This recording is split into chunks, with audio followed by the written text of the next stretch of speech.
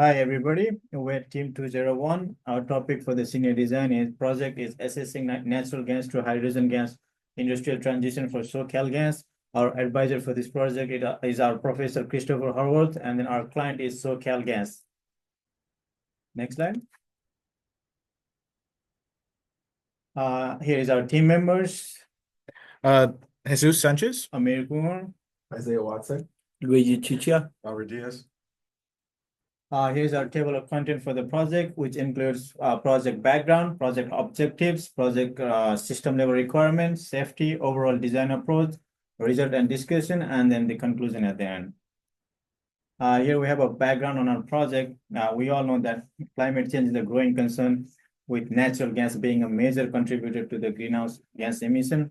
So transitioning to natural gas hydrogen blend presents a significant opportunity to reduce emission while improving energy sustainability.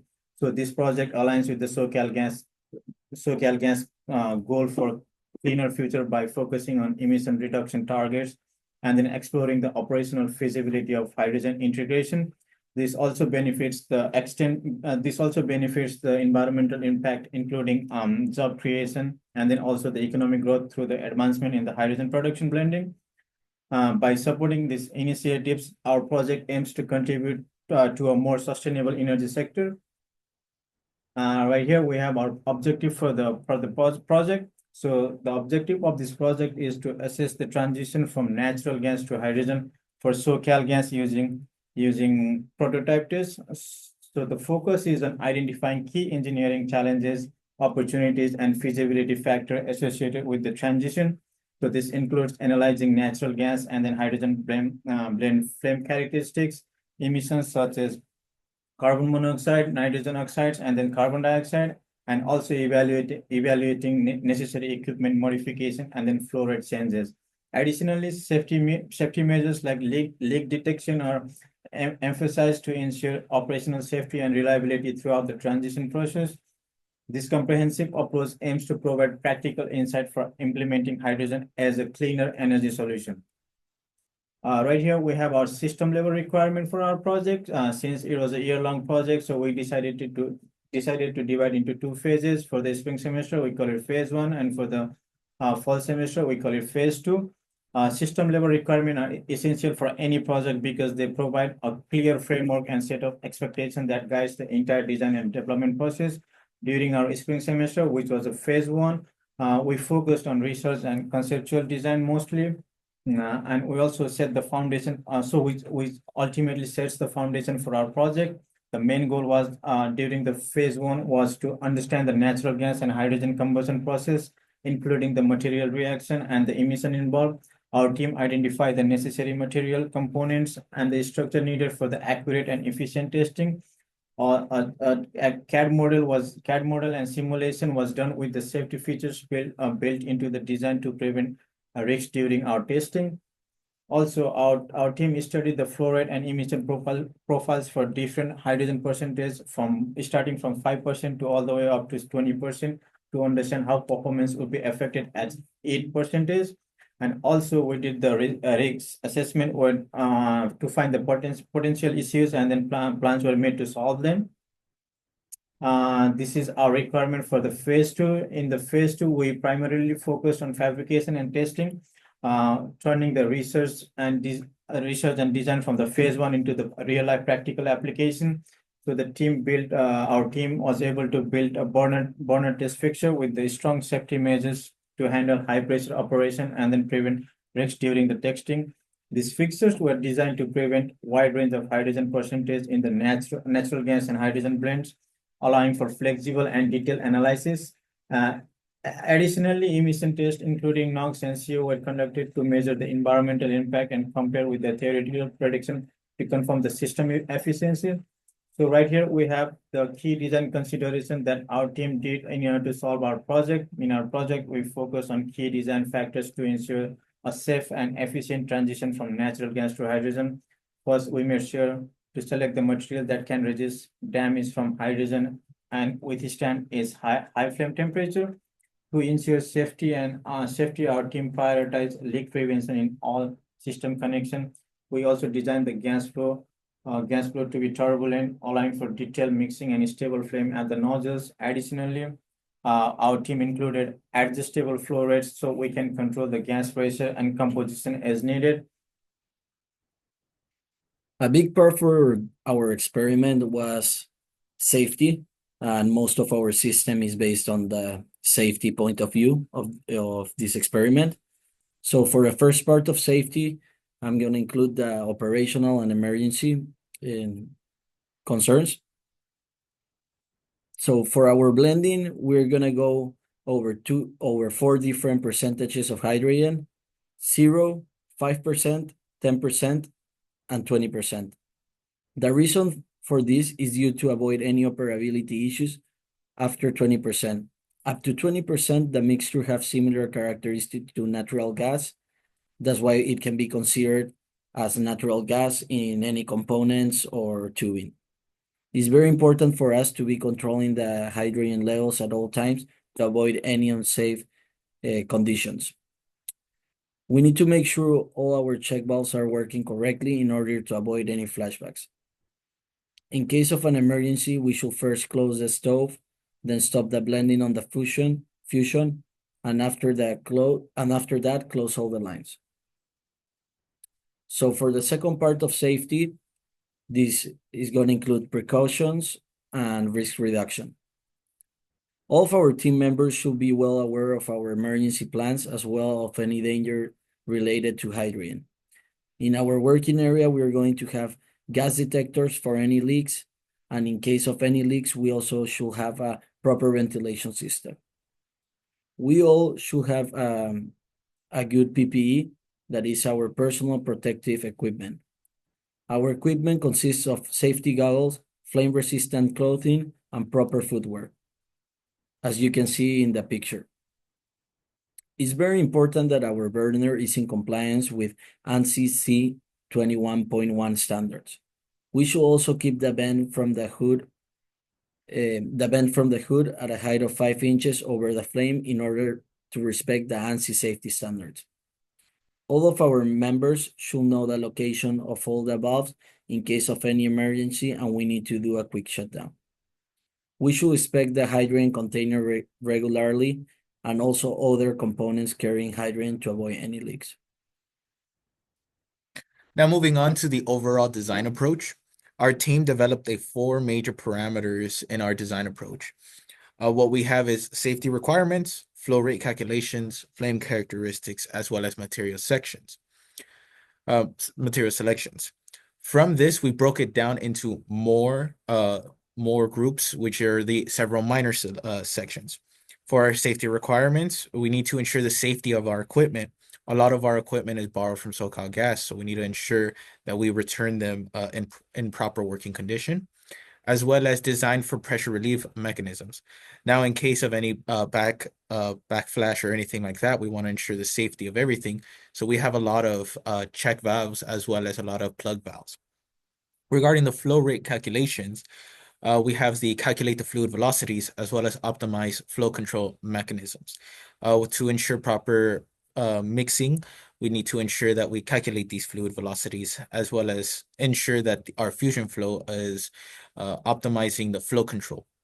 Regarding the flame characteristics, we analyze the flame temperatures and heat distribution. We would look at the actual flame cone as well as some other parameters that the flame consists of. And we also ensure the flame, evaluate the flame stability and propagation to ensure that we're getting proper flames coming out of our stovetop. Regarding the material selection, we broke it down into to choose corrosion-resistant alloys for the fuel lines, which is going to be 100%. So we need to make sure that all of our fuel lines can handle that, as well as understand the house fuel lines, which is what everyone has in their household compartments. As far for our material selection, and through our system, we're going to have different properties. And for example, just a natural gas line and just a hydrogen line. So it's important to make the proper selection of it. So when selecting the materials for our hydrogen line, the main thing regarding this was embrittlement of the selected material.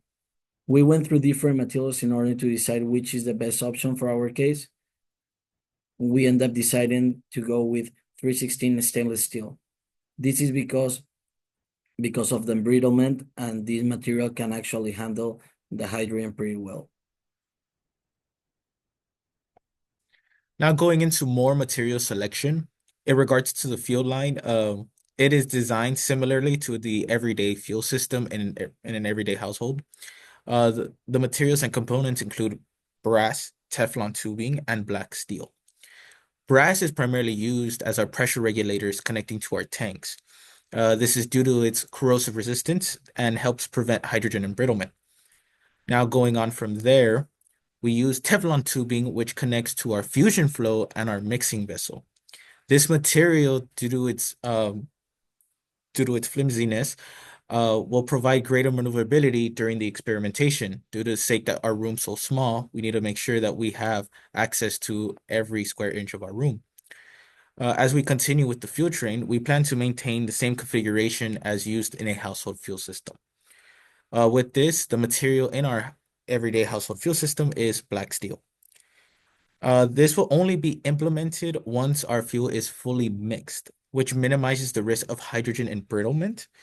Additionally, our client has requested that this mixture of materials be integrated to our standard setup to reduce the need for frequency of tubing replacement. This is a mechanical schematic used for our project. Here we're gonna go over the different components used on our system. First, we have our two tanks, hydrogen and natural gas, with the proper pressure regulators attached to it. Then we're going to have the fusion flow device that is going to have multiple uses. First is going to work as a T for the first step of hydrogen and natural gas blending. Second is going to have a check valve to avoid any flashbacks. Third, and most important, is going to allow us to have a consistent flow to achieve our target blend ratio.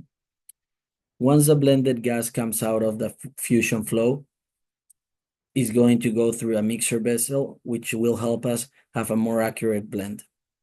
Now that we have the gas correctly blended, it can go through a low pressure regulator, which is going to help us drop the pressure down to 8 to 12 inches water column, which is the required outlet pressure for the stove. Going further into it, safety is very important to us. So after the pressure regulator, we have bleed valves, as well as two manual plugs located before and after the hydrogen sensor. The bleed valve helps us release any residual gas to ensure that there is no pressure when no personnel is monitoring the system. We need to also retain some of the gas into the hydrogen sensor to maintain system calibration during periods that we're not testing. That's why the plug is on the left and right side of the H2 sensor. Following the hydrogen sensor and the plug valves, we also have a check valve. The purpose of this check valve is to prevent any air entering our system downstream, as this could lead to a catastrophic failure. Mixing air and fuel creates a combustible mixture. Finally, our setup includes the stove and the fume hood. The stove acts as the heart of our experiment, which shows us the flame, shows us the cone, and it's our main source of this experimentation. Finally, it's the fume hood, which captures any leaks or potential malfunctions that may occur, safely directing all the fumes into the atmosphere. So here we have our electrical schematic. Here we show the different electronics that we have to acquire the data. So first we have the power supply, which supplies power to the data acquisition unit, as well as the H2 scan hydrogen sensor. So first the power supply is connected to a standard 120 volt wall receptacle via 3-prong plug. And our computer is connected to our data acquisition unit via USB-A to USB-A connection. And so that provides us with data on our computer screen of real-time blend ratio data, which we download for our analysis later.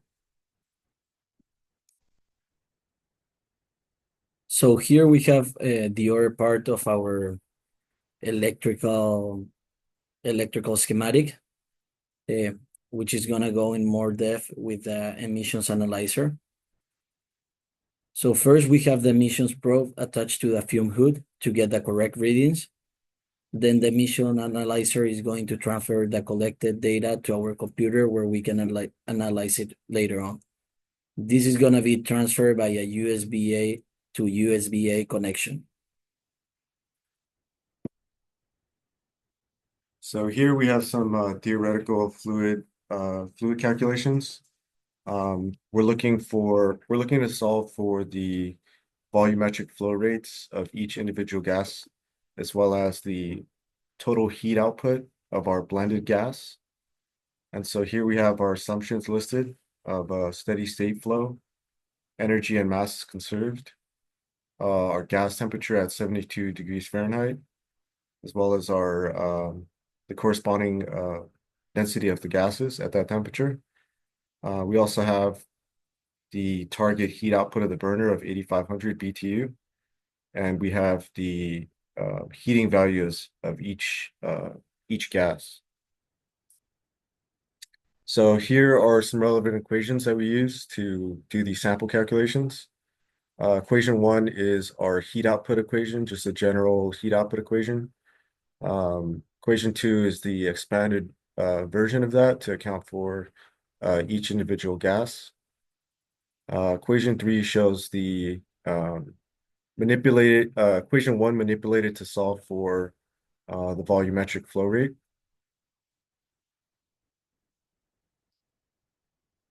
Here we have equation 4, which allows us to solve for the mass flow rate. Equation 5 is the expanded form of that to account for the mass flow rate of each gas, giving us the total mass flow rate. And equation 6 and equation 7 are just the percentages of the volumetric flow rate for each gas in relation to the total volumetric flow rate for the blended gas. So equation 3 is the first equation we use to start our solutions. So this allows us to solve for the volumetric flow rate of 100% natural gas at the manufacturer's rated heat output of our burner. And so that gives us the volumetric flow rate for 100% natural gas of 8.947. With that, we could solve for the mass flow rate for pure natural gas, which we see below. Value is 0.379 pound mass per hour. Next, we start on the heat output calculations. So equation 2 is the expanded form for the total. And equation 6 and 7 just show the percentage in relation to the total, the percentage of the volumetric flow rate in relation to the total volumetric flow rate of the blended gas. And so we do a little bit of math here where we substitute, do some substitution below equation 7. And so we factor, and this allows us to solve for the total volumetric flow rate of our blended gas. So here on the next slide, we could see that we moved everything else to the right, kept our total volumetric flow rate of our blended gas on the left. Everything on the right side is known, so we plug it in and we find our total volumetric flow rate of our blended line to be 10.303 cubic feet per hour. With that total volumetric flow rate of our blended line, we could plug that value into equation 6 and 7, seeing the bottom two lines below. And so that gives us the volumetric flow rate of 80% natural gas to be 8.242 cubic feet per hour. And for hydrogen, it would be 2.061 cubic feet per hour. And so with with the individual volumetric flow rates, we could go back to equation 2 and plug in all of our known values, and we can see that our heat output is very close to our target heat output of 8,500. And additionally, with those individual volumetric flow rates, we can solve for the total mass flow rate using equation 5. And down at the very bottom, this gives us a value of 0.360 pound mass per hour. And so just for comparison here, we have all of our all of the values that we calculated. Just comparing for the blended gases versus the 100% natural gas. We could see, as expected, the heat output is the same. This was one of our targets. And our volumetric flow rate is seen to be a little bit higher than that of natural gas, pure natural gas. As well as our mass flow rate for the blended line, we could see that it's lower than that of pure natural gas. And these two bottom comparisons, they make sense because of the low density of hydrogen gas. So it would take a higher volumetric flow rate to achieve the same heat output. But we could also see how the low density of hydrogen gives us a lower mass flow rate volume. I'm sorry, a lower mass flow rate. So now we've discussed our mechanical system and we've defined the fluid going through the mechanical system. So now we can discuss the gas and flame properties.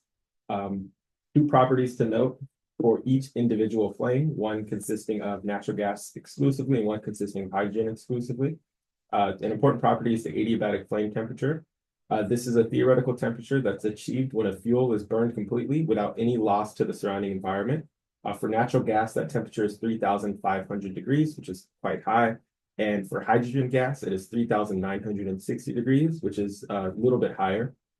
Another important note is the flame speed, also known as the laminar flame speed. This is the speed at which a flame front propagates through a combustible mixture. This is important for safety as we would like to prevent flashbacks. And if the flame is faster than our mass flow, then the flame can travel upward through our system. The other thing is the stoichiometric ratio. This is the ideal ratio of fuel to air, where you have a molecule of air for a molecule of fuel, and you can get complete combustion through this. If you are heavy on your fuel and low on your air, then you will produce carbon monoxide and not have enough air to burn all of your fuel. This is why common stoves run lean to prevent any excess fuel being left behind. Another safety concern is the auto ignition temperatures, although these are quite high, but they are the temperatures in which a substance will spontaneously combust. Since there are no odorants for hydrogen gas, makes leak detection and the acknowledgement of this auto ignition temperature to be very important. The American Gas Association has identified 5 characteristics that a gas flame needs to have to indicate stable and efficient combustion. These 5 characteristics were applied to the flame produced in our testing to visually assess the feasibility of the hydrogen blending. The flame demonstrates stability by maintaining a consistent size and shape around the burner ports, ensuring a safe and efficient combustion. The flame's uniform height and conical shape across the burner ring indicate proper mixing of air and fuel to maintain an efficient energy transfer. This flame is predominantly blue, which indicates complete combustion, while the small orange section suggests spurts of localized incomplete combustion. This incomplete combustion often indicates areas where the air to fuel ratio is too low or the temperature is too high. Or it could be a sign of unburned hydrocarbons which produce soot or other intermediates.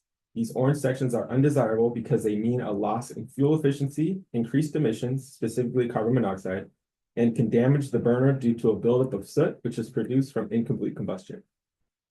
The length of the flame is mostly consistent across all ports, showing efficient fuel utilization, and the blue flame is a primary indicator of high combustion efficiency, and proper flame temperature. This specific burner was measured at 559 degrees Fahrenheit, which is consistent with requirements to limit NOx formation. The flame indices were taken into account for all of the burners with various blend percentages. These flames all fit within the guidelines AGA sets. However, it was found that past 20%, the flame behaves inconsistently. Above 20%, the burner won't be suitable for commercial use, and it's unsafe to test with the current setup. Also note that the flame temperature increases as the percentage of hydrogen increases. If the temperature gets above 2,800 degrees Fahrenheit, which is lower than the adiabatic flame temperature of each of the gases, the thermal NO mechanism occurs. The thermal NO mechanism would increase the amount of harmful nitric oxides produced from the flame. However, the temperature of the flame is lowered by operating at a lean fuel-to-air ratio, meaning there is more air than fuel, which ensures complete combustion and allows the inert nitrogen to absorb excess heat without reacting. The burner ports are also designed to create a wide, spread-out flame to distribute heat more evenly, reducing localized high temperature zones, and the burner materials are selected for their ideal thermal properties to absorb any excess heat. The data from the NASA CEA simulation showed this slight increase in NO emissions as the hydrogen content increases from 5 to 20%. While the NO emissions increased by 1.73% in theory, in practice, real-world designs prevent these temperatures from being reached. This highlights the importance of coupling hydrogen blending with optimized burner designs to fully realize the environmental benefits of this approach. Hydrogen blending not only improves combustion efficiency, but by slightly reducing carbon monoxide, but it also significantly decreases CO2 emissions by lowering the carbon footprint of the fuel mixture. These results align with the broader goals of cleaner energy and emissions reduction. Even with just a 20% hydrogen blend, we can achieve measurable decreases in both carbon monoxide and carbon dioxide, showcasing hydrogen's role as a transitional solution for cleaner energy. This trend reflects the lower carbon content of the fuel mixture as hydrogen, which contains no carbon, displaces methane. With less carbon available, less CO2 is produced during combustion. This reduction is critical for decarbonization efforts and meeting climate goals, as CO2 is a major greenhouse gas contributing to global warming. With regards to carbon monoxide, hydrogen improves combustion efficiency by burning faster and more completely than methane, while reducing the conditions for incomplete combustion, which is what produces carbon monoxide. To test the emissions ourselves, we designed a test stand to safely contain the exhaust from a single burner for emissions analysis. The stand is constructed from lightweight aluminum extrusion for easy mobility, and it includes a commercial fume hood to capture and direct exhaust gases. The setup ensures that the only emissions from the tested flame are analyzed, with no interference from external factors. The probe of an emissions analyzer provided by SoCalGas will be inserted into the hood and data will be compiled and collected for comparison with our theoretical results. In conclusion, we've proved that there is a reduction in CO, CO2, and NOx, which proves that this NGH2 is a usable alternative form of energy. Although there are some things that the system requires, some modifications. So from our fluid calculations, we could see that there was a greater volumetric flow rates. And so the system, to accommodate for that, has to allow for higher flow rates, the pressure regulators. Additionally, the system requires hydrogen-specific components, such as compression fittings to prevent leaks and proper material selection. And to ensure adequate mixing vessels are required, as well as flow controllers upstream of those mixing vessels to allow consistent mixing and provide proper flame stability.